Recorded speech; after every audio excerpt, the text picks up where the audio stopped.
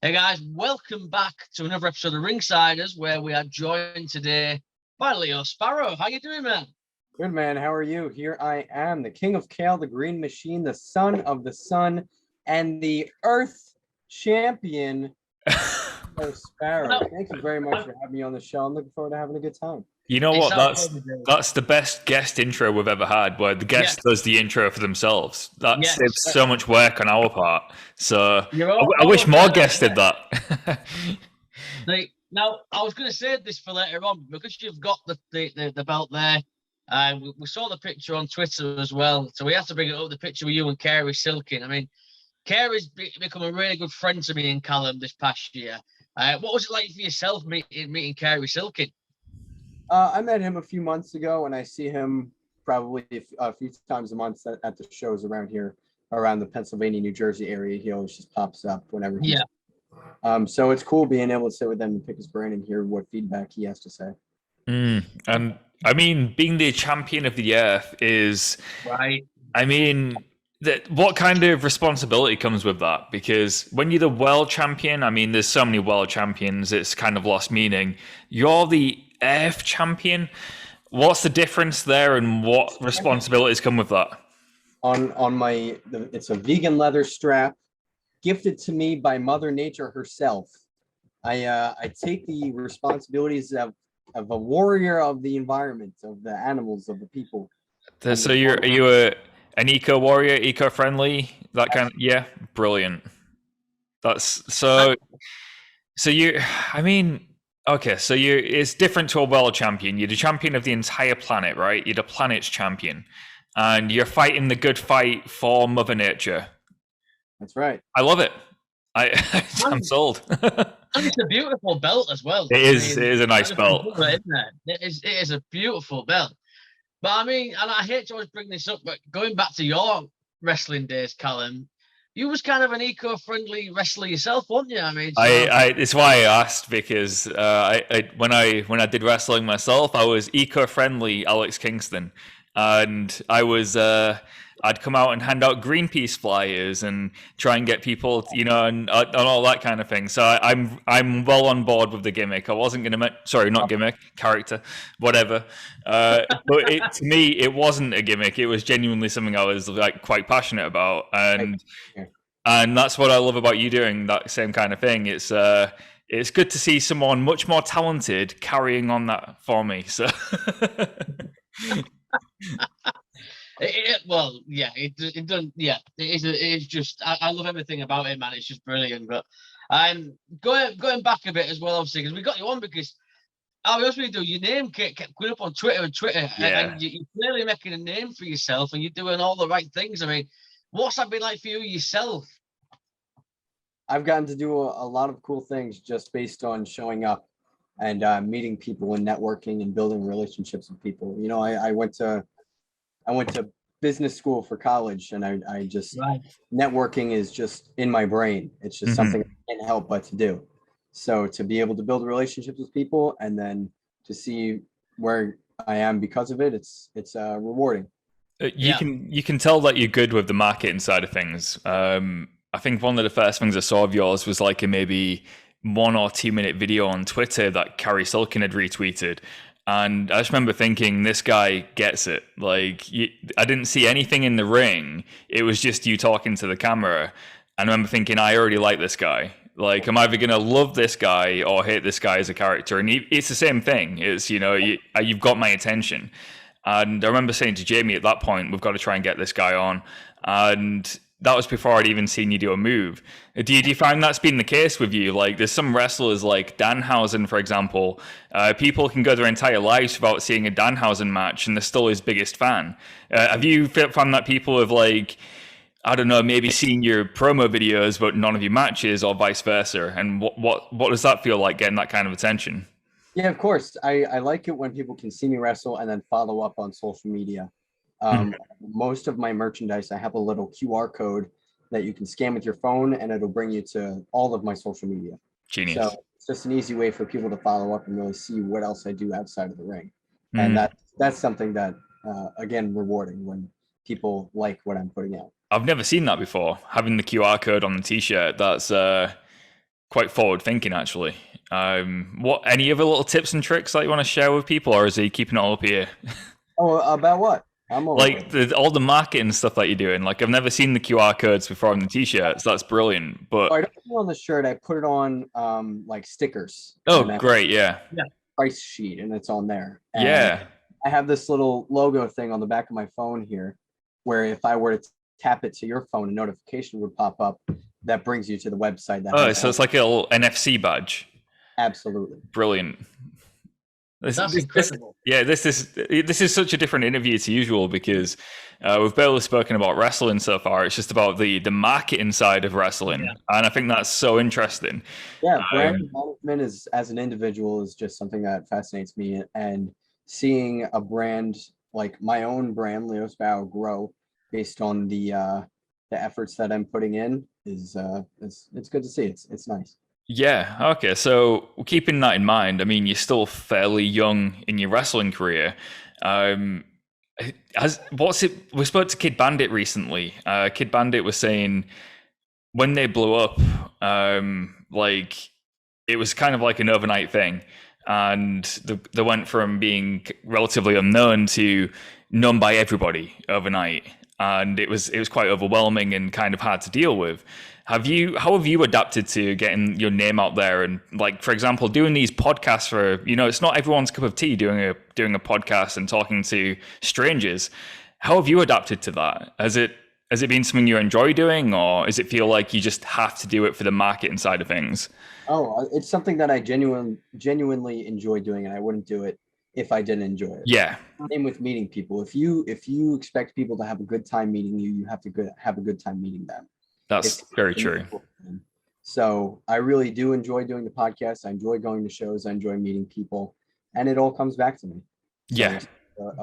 Thing. I haven't had the popularity explosion as Kid Bandit has, but not yet, I should say. Yeah, it's coming. Optimistic. It is. Go on, Jamie. It is. No, I was going to say, I know we talked about that. I was just going to talk a bit about wrestling as well. But mine was obviously, you trained with Brian Myers and Pat Buck. What experience have you gained from those two guys? I mean, do you learn something different from them both? I mean, is it two different styles of training? Definitely. Absolutely is two different styles of training. Because they just both have different interests and different, we call it flavors of ice cream. Mm-hmm. Yes. Brian is somebody who worked for WWE for years, and Pat worked for WWE as a producer for a few years, and now he works for AEW as a backstage coordinator or something like that. So being able to learn from their experiences and pick and choose the best parts of what translates to my brain and I can relate to I'm fortunate to have that, I feel. Yeah. It must. I've always thought this, and obviously you train with the guy, but I think Brian especially is such an underrated talent. Yeah, great word, underrated. The matches that he has on independent shows and on Impact and NWA, very it comes very easy to him, and that's something that I try and model to try and learn. Like, wow, I wish I just had a brain like that. We can do it. But Brian, along with Matt Cardona, the two of them together, they really embody betting on yourself, and that's something that I try and live down to. Yeah. I mean, forgive me if I'm wrong. I mean, is Matt Cardona involved with the academy as well, or does he pop in and out every now and then? No, he lives in Florida, which is on the south of the United States. We live in New York. He's not involved. No. Speaking of Cardona, I just want to mention, while we're on the subject, I saw somebody say recently that Jon Moxley is the best example of recreating yourself outside of WWE. And I really do think that there is an argument for that. But I also think there's an argument for Matt Cardona. And Matt Cardona has done an incredible job of reinventing himself outside of WWE. And in the time that you've got to spend with him or watch him, I'm going to disagree with you on the Jon Moxley point, because absolutely, Jon Moxley is amazing at recreating himself outside of WWE, but he had an established Jon Moxley before. Then Yeah. going to AEW, having that national television exposure, Mm, is really helpful. However, on the other hand, Cardona is a very do-it-yourself kind of guy. yeah. He's not going by the name that he was when he was backyard wrestling before WWE or on and he's built this brand not being on a national level such as AEW. Yeah, he's done it all himself. Absolutely. Yeah, and I find that so amazing to see. Like, people really, after WWE, they were like, oh, okay, maybe he'll go to AEW, maybe he'll do this. And he's not done anything anyone expected him to, but it's worked out so well for him. Right. Yeah. Yeah. And everything, like you said, he's done it on his own. Everything he's got, he's deserved, he's earned. And it's incredible watching him. I think he's just, you know, not even just like he's wrestling in the mat. I mean, even following him on social media, he's just on the ball constantly with everything. So, Leo, I mean, while you've obviously been around Brian and stuff, I mean, are you into wrestling figures as well? So I know Brian and Matt are huge collectors, aren't they? Yeah, they're huge collectors, very knowledgeable about that. That was something I collected growing up. Yeah. And now, as I transitioned into the wrestler role, it's cool to collect the action figures of people that I know on a personal level, or have trained with, or I've learned something from, or I've wrestled on Monday Night Raw. Yeah. So it's interesting. Brian just recently gave me a figure of Omos, and he was like, I think you should buy this. That's brilliant. Yeah, well, I mean, I was going to ask about that. I mean, what was it like being in the ring with Omos? I mean, because watching on TV, he looks massive. I'm guessing in person, he's even bigger. Yeah, he's the largest person I've ever seen. And you would think that it's like a special camera angle where he looks bigger than me. No, he's just a big dude. How tall is he? He's over 7 foot, isn't he? Is he about 7'3", 7'4"? Yeah, something like that. That's mental. That's insane. I can't even imagine. I don't think I've ever seen anyone that tall in real life. So I can't imagine what it's like getting into the ring with him and knowing that you're about to, you know, get thrown about a bit. That must be terrifying. Yeah, not only is the largest person you've ever seen, but now you have to wrestle him. Yeah. Yeah. That's not fair. I mean, God, did you find out, obviously, at the start of the show, when did you find out you was going to be obviously going in the ring with Omos? I was sitting down eating lunch with my friends when Pat Buck, who was the one of the producers at WWE, he had come up to me and said, you're going to be wrestling on Monday Night Raw tonight. Like, congratulations. And I just, oh, all right, amazing, thank you. I said, who am I wrestling? And he said, Omos. And I said, oh shit. Okay. So later on, they took me out the catering area and go get changed because you're about to hit the stage. So it was great experience, and one of the probably the coolest thing I've ever done. Being from, that was in Philadelphia, which is a few hours away from me. Getting the call the night before saying, "Can you be in Philadelphia the next morning?" Yeah. I'm saying, yeah, sure, I'll do it, and a bunch of other people showing up too. And then being the fan watching it on TV, and then going to being there in the ring in person was like, how did I get here? That's such a cool moment, isn't it? Because no matter what happens in your career and life now, you can always say you've wrestled on Monday Night Raw. No one can take that away from you. It's such an accomplishment. Yeah, it was a really, really special moment for me. I called my mom. I said, hey, can you just record Monday Night Raw so we can watch it? She's like, yeah, sure. Why? I said, just watch my match. She said, you what? Just watch my match. Oh, wow. What was her reaction when she was watching it and she found out you was wrestling a 7'4" man? She didn't really believe me. And my stepdad recorded her reaction of her live watching the match. Right. Brilliant. Shows me, and she's like, yeah, let's go. And then it pans to him, and she said, no way, he was telling the truth. Man. I've always been intrigued as well, obviously, like from a performer's side. Like, obviously, you was on Raw, and your name was changed to Nick Sanders, correct? Correct. I mean, what's your thought on that? I appreciate it. WWE wants to own everything and everything. I mean, what was your thoughts on them not letting you use your name? Because you talk about networking and getting your brand out there. I mean, is that something that booked you, or do you see it from their perspective as well? I see it from their perspective. They book me to wrestle on the show. I do what they want to do. Yeah. I'm using what they want me to use. Yeah. I mean, I guess your face is still on the camera. It's on TV in front of millions of people, right? Exactly. Yeah. Yeah. If Walter can go from Walter to Gunther, and that works completely, I'm sure other talents are going to be okay with using it for one night. I'm sure. Yeah. I'm sure.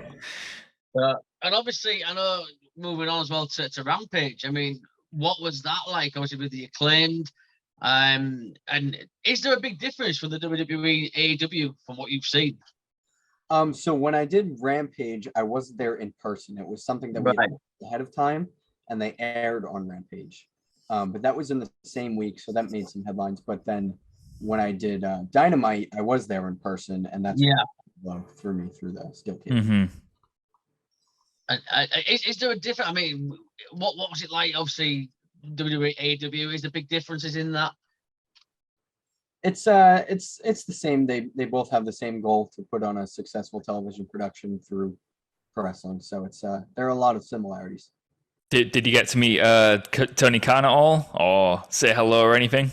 Yeah, he obviously very busy, so I'm not going to stop him to do it. No, of course, but hello. Yeah, that's cool. I keep my mouth shut and eyes open and ears open normally. Yeah, of course. And we've spoken to a few people before we can that have been on like Dark and things, and obviously you got on Dynamite. I mean, what's your thoughts on how AEW have given the opportunity to like independent talent like yourself? It's great. They know that the people that they use could potentially be stars in the future. Yeah. Go back a few years and you see guys that are wrestling on television now that were in the same security positions. Things like that. It's just they know, and they're going to use people who are trained and who know what they're doing and want to be there. Yeah, that's so true. If you look at the roster of AEW at the moment, during the pandemic, they really cemented their roster with a lot of independent names who came in on Dark, and then those Dark names became regular names, and then they signed them. You've got like your Ricky Starks, for example, and your Powerhouse Hobbs. They were just starting on Dark or like the Open Challenge, and now they're integral parts of the show. So like you said, those opportunities are there in AEW. And if you go out there and you keep working at it, it seems like AEW is very good with recognizing, potential on the indies. And that's the dream, really, is to earn it. And work for it. Just blow their minds when they give you the opportunity, and cement your position based on the work that you've done for them. Yeah. Well, I hope we see you back there. That would be so cool. I really hope, whether it's WWE, AEW, wherever it is, I do hope it's not the last time we've seen you there, because I think there's so much more you could do. Just as a fan, I think it'd be great to see that kind of character in AEW. I think it'd be something completely different, which they haven't touched on yet. So let's hope you bring that belt with you next time as well. Yeah. Well, I mean, obviously, before we start to wrap up as well. So I was going to say, I mean, you've been in WWE, AEW. I mean, you're all about your networking, you're getting your brand out there. Is there a chance we're going to see you and that beautiful belt over here in the UK? Is that a goal? It is definitely a goal. I try and wrestle as often as I can. Every weekend I'm driving to somewhere. Over the next 2 weeks, I'll be wrestling in 4 different states here in the US. So to wrestle in a different country is definitely a goal of mine. To get overseas, definitely a goal of mine. All things that I am sure will come to me if I continue to work for it. Mm-hmm. Hell yeah, man. And we can't wait to see you over here. Yeah, they're not going to have me there unless they want me there. Yeah. So I have to make them want me. Yeah, that's true. Absolutely, dude. I don't doubt for a second that we'll see you over here at some point. But before I wrap up and let you go, though, Leo, I mean, obviously, let people know where they can find your merchandise. Any shows coming up? Sure. So, when is this airing? This will be up on Friday. All right. So Friday, July 29th. That's when I have my next show. It's in New Jersey for WrestlePro.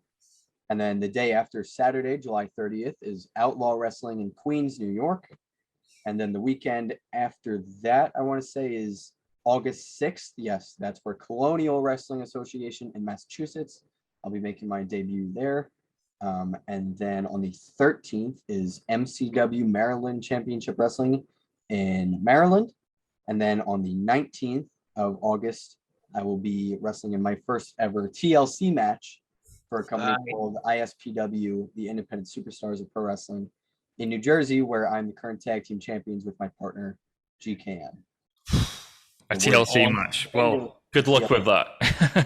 TLC match, and I was like, all right, we got tofu, lettuce, cauliflower. Great. Was I right in saying there's a Pro Wrestling Tees store as well? I do. ProWrestlingTees.com/Leo Sparrow. You can find me on social media at No Steak All Sizzle. That's Instagram, Twitter, Facebook at No Steak All Sizzle. YouTube. I was just nominated as a candidate for Rookie of the Year from Pro Wrestling Illustrated, which was awesome. Very, very nice for me. That was something that I wanted to. Awesome.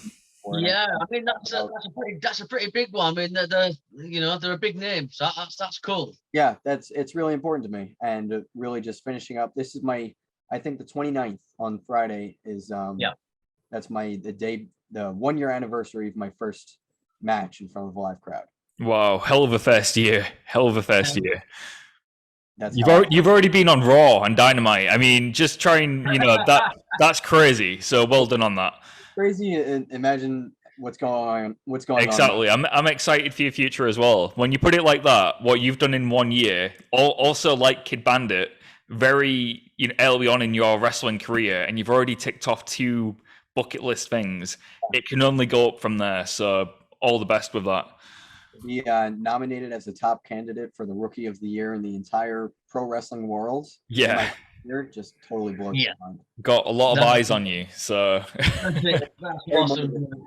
It's very you just say keep doing what you're doing. Yeah, that's it. Now that's it. Keep doing what you're doing, and hopefully we can maybe get you back on again down the line and see how things are going. Absolutely. All right, man. We can't thank you enough. The champion of the Earth, Leo Sparrow. Earth champion. Here it is.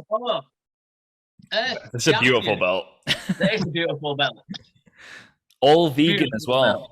That's right. Certified the Earth champion. The Earth champion. So it's official. Leo Sparrow, thank you very much, man. Appreciate you. Thank you. Thank you, dude. Thank you.